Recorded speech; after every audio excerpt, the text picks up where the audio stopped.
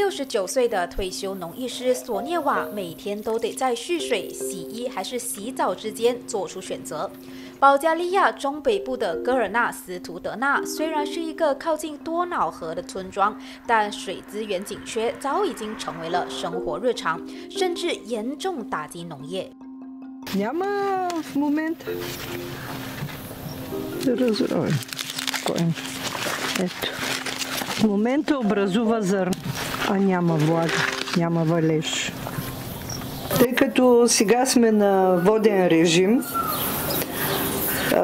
ние един ден имаме вода, един ден нямаме вода. В деня, в който ни е графика да имаме вода, си резервирам вода за битови нужди, а за питейни нужди, за готвене използвам минерална вода, която ми доставят роднини от Велико Търново. Примерно миналата година царевицата какви добиви даде? Нищожни, нали? Затова виждаме и се убеждаваме в климатичните промени. Те просто са неизбежни, те са наши ежедневие.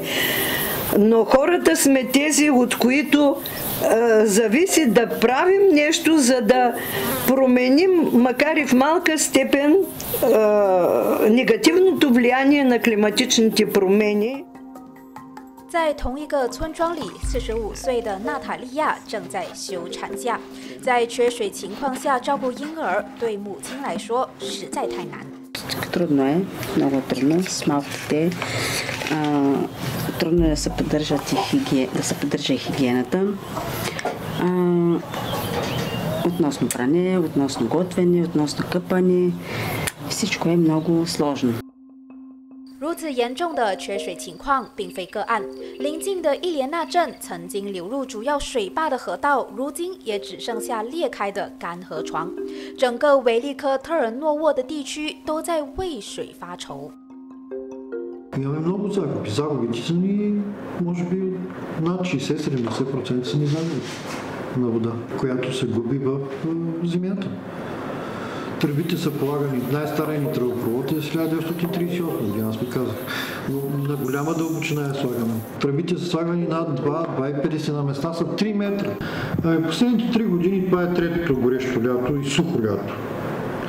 Това, че примерно май месец паднаха там един месец дъждове, няма голям ефект. Няма сняг. Вече примерно 10 години няма ги тесни зими, които имаше сняг по 40-50 см. Това съответно почвата, земята изсъхва. Няма го дълбочинния слой, този, който е надолу с влага. 保加利亚是欧盟成员国之中最贫穷的国家，由于供水管往年就失修，整个供水系统难以维持正常的运作，再加上气候变化的冲击、政府管理不善以及法规落后等因素，导致该国一些地区的供水变成了轮班制。在戈尔纳斯图德纳这样的村庄，断水不仅是基础设施的崩溃，也是一场正在逼近生活底线的气候危机。